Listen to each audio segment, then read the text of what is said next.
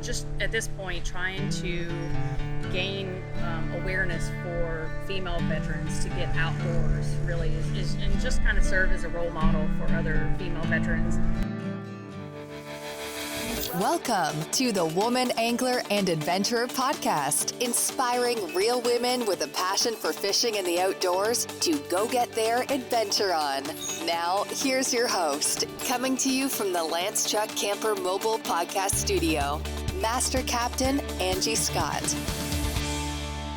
Welcome everyone to this week's episode of the Woman Angler and Adventurer podcast. I am still down here in sunny Southwest Florida. And I have another special guest that's come out to the Blue Way RV Village where we've got the Lance Chuck Camper Mobile Podcast Studio. Beautiful day, a little bit windy, so hopefully you don't get too much wind noise here. But I'm excited to welcome finally to the podcast Amy Lockhart. Amy, thanks for coming down. Thanks, Angie. Thanks for inviting me to come down and finally be on the podcast. Yeah, so we kept missing each other there for a couple of years. Yeah, exactly. So what was it, 2 years ago? We did the Tampa, was it last year? It was whatever year the Bucs won the Super Bowl. I don't know. I'd have to Google it. Yeah, so I think it was 2 years ago. So yeah. Funny story, we were going to do a podcast interview.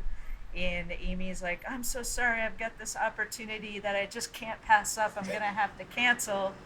And then she told me what it was. And she was going on a boat for the Super Bowl parade, and we had just been talking about that, and we were like, man, that would be so awesome. I wonder if we could get a Freedom Boat Club boat. But we figured by then probably everybody that's a member was already going out. And then you asked your friend Captain Mike if he had enough room for us, and we all ended up going out on the what is that body of water there? It's downtown Tampa. Yeah, so it's the I want to say it's the Hillsborough River. River. So right downtown Tampa, took us out on his boat, and we anchored out and just watched the Super Bowl parade. Yeah, it was a good time. Yeah, it was super fun. Didn't know what to expect that day because I'd never been in one of those either. Yeah. And so it was a good time. I'm glad you guys could make it up, and you guys could go out with us that day. Me too. Yeah. Thanks so much for inviting us, because we talk about that all the time. Yeah. It was epic. Yeah. And I know Mike said he ran into you guys at ICAST, and so it's always good to make new friends in the fishing community. Absolutely. You know? I love the fishing community. It's just, everybody is so amazing, and to be able to go to events like ICAST. Have you been to ICAST? I did. I went in 2019. Okay. I was there. Yeah, that was my first year Mine going, too. and wasn't able to go last year. I can't remember if I was fishing a tournament or what I was doing that week, but I just wasn't able to fit it in between a trip of some sort and work. So, but I'll do my best to go this year. Sweet. This year, yeah. Yeah, I'm planning on going, and I might actually fish the ICAST Cups. Oh, that would be a lot of fun. Yeah. If you need a partner, let me know. I will. I definitely will. Yeah. I've never fished Lake Toho before, so I'm going up next week to check it out. Nice. Because grass is not my forte. Yeah. My lakes back home do not have grass, so it's a totally different thing. Yeah. So I just kind of want to scope it out first before I commit. So if I don't end up fishing it, it's because I got freaked out. Yeah. You shouldn't be freaked out. I mean, you can't win something you don't fish, right? Right. Yeah. And exactly. I actually fished it in 2019. Did you? I did, Okay. and I had a lot of fun. And I fished Lake Toho a couple of times. Okay. I've just never really had a whole lot of luck. Yeah, that's what I'm concerned Yeah, about. but it is what it is. I mean, a day of fishing is still better than a day of work in the office, Absolutely. even if you get skunked. Yep, that is the truth. Well, so I want to introduce you to our audience, since I've not had you on before. And I know you're a veteran of the Navy, correct? Yes. And you do a lot now with taking veterans out fishing. You have lady vet fishing. Mm-hmm. And so I want to get into all that. But first of all, I want to talk about, you're from Tennessee. I am from Tennessee, not far from where you and Dana live. Yeah. So, it's about halfway between Memphis and Nashville, and I was born and raised there. Grew up camping on the Tennessee River and fishing creeks nearby and fishing in the river, and so Nice. it's like home. Yeah. Yeah. So mostly bass fishing. Mostly bass fishing, but some crappie as well. Okay. Yeah. Cool. You eat the crappie? I think we did back then. I don't know. It was so long ago. Yeah. I don't remember. I try to get my mom out crappie fishing here. Yeah. I just haven't had a chance to like get her out. But that's her love, is crappie fishing. Nice. Yeah. Yeah, that's a beautiful area. And then the whole Kentucky Lake runs all the way down. It's huge. It is. And I've fished Pickwick before. So definitely a really great area. I actually won a tournament. I think my first tournament I ever fished, we came in first place, and it was on Pickwick. Oh, that's awesome. So, yeah. That was probably in 2018, I think it was. So I have fond memories of that place. And I just remember it being beautiful. It was rainy that day, which probably helped the fishing, actually. But just, some waterfalls and things like that. Just a gorgeous fishery. So so you joined the Navy. Yeah, so I joined the Navy in 97 when I was still 17 when I signed the paperwork. And I went to boot camp in September that year. So I spent the summer at home and then went to boot camp in September and started my journey. It's pretty much stationed, I wouldn't say like almost all over the world. If I wasn't stationed there, then I deployed there or traveled there. 20 years later, I retired here in Tampa, which was one of my goals in life, was to retire in Florida. Okay. And so when I had the chance to get orders here, that's exactly what I did. And I called my mom one day. My dad had passed away a couple of years before I retired. And I said, pack your bags, we're moving to Florida. Because she was still living at home in our hometown in Tennessee. Okay. And so I wanted her to get out and experience everything she could in the world, and I was going to try to make that happen as much as I could. So I just said, pack your bags, we're moving to Florida. So friends of mine got a trailer, and we went to Tennessee, packed all of her stuff, and then we moved her down here with my household goods. And yeah, that's how our Florida journey started. Very cool. So what was it about Florida? Why did you think that's where you wanted to end up? So we had been vacationing in Western Tennessee. Everybody in Western Tennessee vacations to the Panhandle. So Destin, Fort Walton, Panama City, Pensacola. And so we had been vacationing there throughout my whole life. And at the time, we were big Disney freaks. And so we went to Disney probably once or twice a year, like my entire 20 years in the Navy. If we had a chance, vacation would be to Disney World. And I was like, I'm gonna move to Florida one day. When I retire, it's gonna be my retirement home. And so that's what I made happen. Awesome. Yeah. Well, the Panhandle to me is awesome, but it still gets way too cold in the winter time. I will agree with you. That's why I'm not in the Panhandle. That's why we're like, you got to be at least Tampa or south. Yeah. Yep. And there's something about that line right there. If you're north of Tampa, too cold. Yep. Oh yeah, Crystal River gets entirely too cold. Yeah, I fished a tournament up there a couple of weekends ago. The last really big temperature drop and froze. So yeah, there's no way I would ever live up that way. Well, so you've since now you're down in Florida. You've gotten into fishing down here. A little different than West Tennessee. It is. It's there's a huge difference between saltwater and freshwater, and I say a huge difference, but honestly, a lot of things that you learn in either one can cross-pollinate into, either one, including baits, the way the fish act, everything can be very, very similar. Very, yeah. It's, just the other day I got to go down to the Everglades with Captain Debbie. He's been on the show several times now. And we were peacock bass fishing primarily. So, brackish water can be, you can catch largemouth, you can catch snook. I mean, it's crazy. But we were actually fishing with Ned rigs. Yep. But using a technique I've never fished a Ned rig like before. We were fishing it like a jerkbait. Yeah. And I'm like, this is weird, but I caught a really nice peacock bass doing that. Yeah. So. Yeah, it's crazy how the techniques can like I said, kind of cross-pollinate between the two. Very much so. Yep. So you've been a deckhand on some boats, and you've had some people kind of take you under their wing and teach you some stuff. Yeah. Talk about that journey a little bit. So when I first got into saltwater fishing, I retired in 2017, and I had already been somewhat fishing a little bit in the Tampa area. From when I moved here in 2014, I went to a tournament in Naples called Naples Take a Soldier Fishing, and that kind of revived my love for fishing. And So throughout the next couple of years before I retired, I would go out periodically, but it wasn't like an everyday like kind of thing. So when I retired, as most retirees do from the military, we just don't know what we want to be when we grow up, and we get kind of lost, honestly, because the military was my life for my entire adult life up until that point.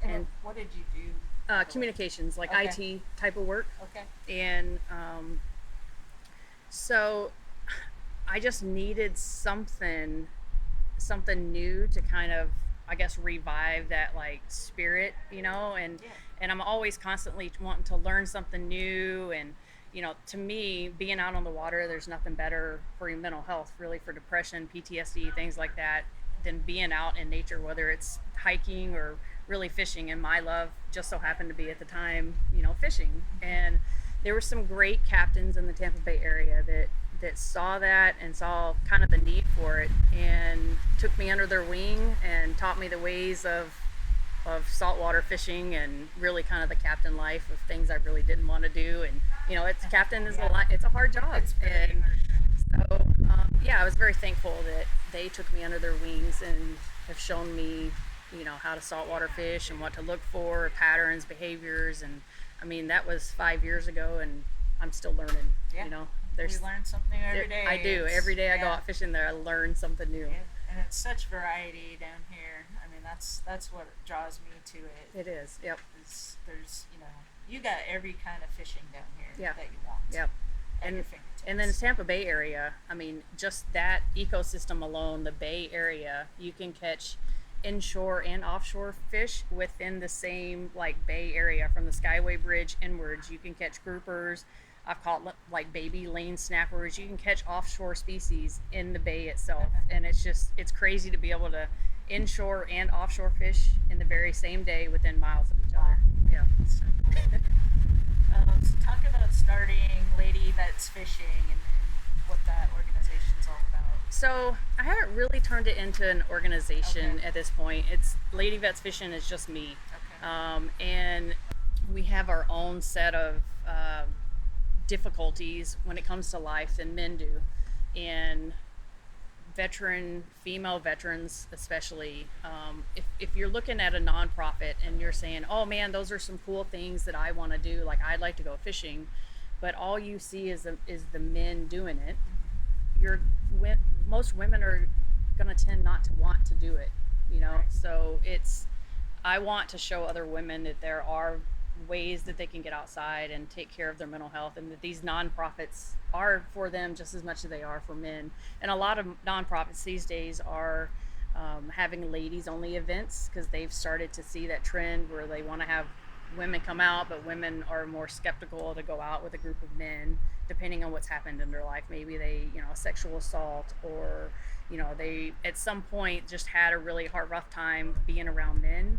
So now these nonprofits are having ladies only events, and they're getting more involvement of women. So that's kind of where the Lady Vets Fishing thing kind of started, and where it's really kind of heading now more is to, I want to highlight the great nonprofits that are out there that are starting to do things for women and to showcase women only events. It's great. Yeah, it's definitely, I can see a big need for that. So I'm sure it will just continue to grow Yeah. as you get more into it. And so that's awesome. I know you travel like all over the place, and you actually just had a huge trip here recently. Yeah. Last year, I decided I wanted to start traveling to fish. Not knocking the Tampa Bay fishery, but I know it frontwards and backwards at this point, because Right. I've fished it so much. And there's so many other great fisheries out there, and I have so many fish on my bucket list. I said, you know what, I need to go out and I need to broaden my horizons. And so I started traveling to go fish places. Last year I went back to Virginia Beach a couple of times, which I lived in Virginia Beach area for 10 years and never fished, which is funny. So now I'm away from there and I'm flying back to go fish. But they have a world-class cobia fishery, and so it usually starts around the middle of June and goes for 3 months, I believe. But you get 50-inch cobia out there. Nice. I mean, and Wow. it's easy. They are everywhere. So Is why this not? going out on a boat and fishing? Yeah. Okay. Yeah. take out my buddy Sean. He is a captain up there, so a group of us, people that I'm still friends with in Virginia Beach, we go up, we do a shared charter, we go out and get our cobia for the day, which up there is limit of two. I think they have to be over 40 inches there, so that should tell you the cobia fishery is amazing. And then we go fish for bull redfish up there. I never knew there was a redfish fishery up there. Yeah, I mean, so like my biggest redfish last year was, I want to say like 53 inches, I think, which the bull reds to me seem to be bigger there than they are Louisiana. Oh, wow. Yeah. I haven't caught a bull red yet, so. Well, maybe you should meet me in Virginia Beach sometime. Absolutely. Yeah.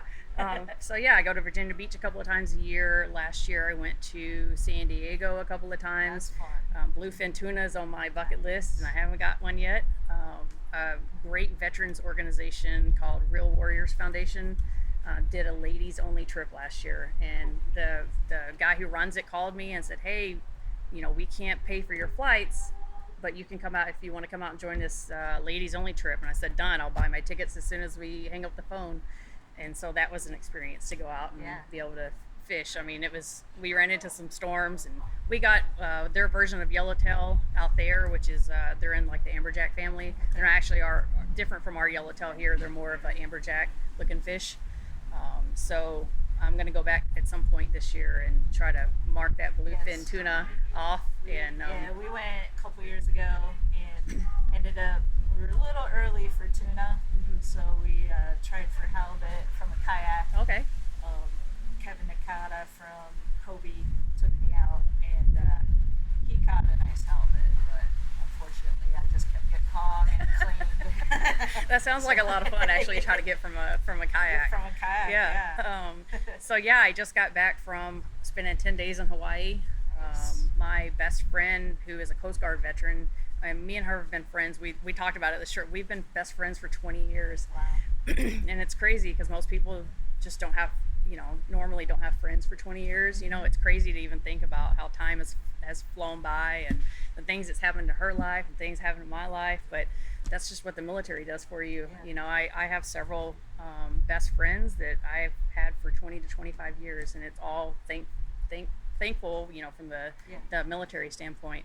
But I had PTO I needed to burn before August 1st of my job. Yes, I do work. So I was just brainstorming. I'm like, where can I go to go catch cool fish? So I looked at Costa Rica, and I looked at all other places, and I'm like, I love Hawaii. It's not the first time I've been there. Right after I retired, I went over there and worked for 5 or 6 months, which started my love of fishing over there. And I knew she was still there and getting ready. She's actually getting ready to move back to stateside. Actually mainland. I keep saying stateside, like Hawaii is like a foreign country. Yeah. So I called her up and I said, hey, can I come visit? She was like, yeah, you don't even have to ask, just show up. So I bought my plane. Actually, it was one of the cheapest trips I've probably had to Hawaii. So plane tickets were Sky Miles. I had a free place to stay with her, and so all I had to do was pay for a rental car and my fishing trips. Yeah. And so I spent 10 days in Hawaii, just loving it. So I've not been to Hawaii yet, and I'm actually like really afraid to go. Why? Because I'm afraid that I won't want to come back. That is my fear every time I go. So when I went over to work, they actually asked me to stay. They offered me a position over there and asked if I would stay. And at the time, like I said, I have my mother that lives with me, and I think at the time I still had 4 or 5 dogs in the house, and trying to get animals in over there it's a long process, and really, I mean, the economy's expensive over there. It's not cheap by any means. So it's even this time I was almost in tears, like on the plane going down a runway. I'm like, oh man, and they tease you because as you're like going down the runway, they have to turn, to take off, and they turn and it's facing the ocean. As you're turning, you're seeing the blue pretty water, and you're like, why are you doing this to me? So what kind of fish do you catch in Hawaii? So really it's heavy on pelagics. I've never bottom fished over there, and I'm sure you can. I just never have. I made friends with a captain over there in 2017, and we have been friends ever since. So I've caught everything from mahi to wahoo. This time we caught some small skipjacks, which is in the tuna family. Before we caught some big yellowfin tuna, caught marlin my last trip and caught a Nice. marlin this trip. Bucket list Yeah. fish for many. Oh yeah, for sure. So yeah, just normal pelagics. Yeah. Really, Very it just cool. depends on what time of year. And I even asked him this time if people over there swordfish, and they do. Yeah, I just don't think he does it. He doesn't really target it a whole lot. Yeah. He targets more marlin and tuna and wahoo. Cool. Very cool.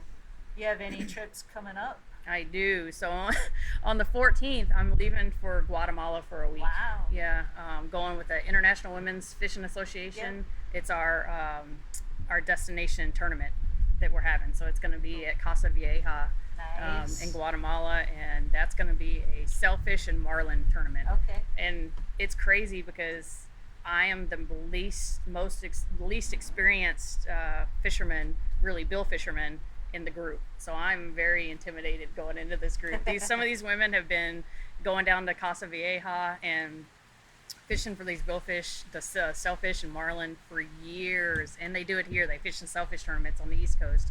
So I'm going in as the underdog. Nice.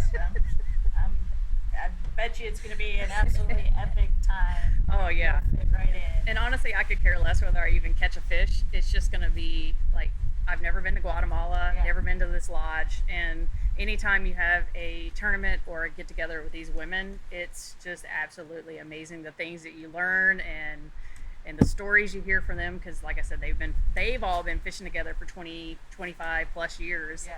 And here I am, the newbie. I'm the baby coming in. That's what you need to Yeah. keep things going. Yeah, So yeah. awesome. Well, we'll stay tuned to you on social media and see how all that goes. Thanks. Yeah. Super exciting. I'll let you know. Yeah, definitely. So, well, thank you so much for coming down and being on the show today. Finally, we Right. made it happen. And I will put links. So you're on Instagram Instagram and Facebook. and Facebook. So we'll put links to that in the show notes so people can also follow along and see how you do on this tournament in Guatemala. Great. Super exciting. Yeah. And I'm sure we will catch up again, hopefully at ICAST. Yeah. Maybe Yep. we'll fish Toho together. Oh yeah, let me know for See. sure. My middle name is actually Joe, J-O, but my mom says my middle name is Go, actually. Because if somebody calls and says, hey, let's go fishing, Yeah. I put down what I'm doing and I go fishing. Go. Yeah, Okay. and I plan. I keep a calendar, like a 18-month calendar in my purse all the time. So if somebody's like, hey, you want to go Friday? And I'm like, well, yes, I can go Friday. And I will actually rearrange my work schedule. Yeah. I'm one of the most senior ones at work, and I write the schedule, so I'm good at There you go. rearranging my work schedule to go fishing. Awesome. So yeah, And you joined us recently for the kayak fishing. I meetup did. That we was, did out at Pine Island. that was a lot of fun and a first time experience for Yeah, me. that's So right. that's like I said, I like to continuously learn and experience new things. So that was the first time You caught some fish too. I've ever been on a kayak, and the first time I've ever fished from the kayak. So, and I caught that flounder. Yeah, you were like, wasn't far from me. Right. So I yep. caught that flounder, and then we kind of strayed away from the Yeah, group. we're like, And where'd you go? Jennifer and I like strayed away from the group, and we got into the same school of trout that in the distance we saw Debbie and Lisa Fitzgerald catching, and they were just slaying trout left and right. So we paddled over there once they left that area and caught some small trout. So, but that was a lot of fun. Yeah. I was sore for a couple of days. Yeah, I'm a me little too. out of shape since I retired, so like I was sore for a few days, but it was great. I really want to do that again. Yes, I hope we get to again. We'll be, as long as everything, everything in our power, we're going to be back down here next year again. Great. And hopefully for longer this time. Yeah. So we'll definitely have to do something again for sure, if not sooner than that. Yeah, So, I love the ladies meetups. so much fun. Yeah, I mean it's crazy the amount of women that are actually in the fishing industry and the community, and they really don't know the reach, that like you and Captain Debbie has, and it's just amazing to be able to bring a group of women who've never met each other.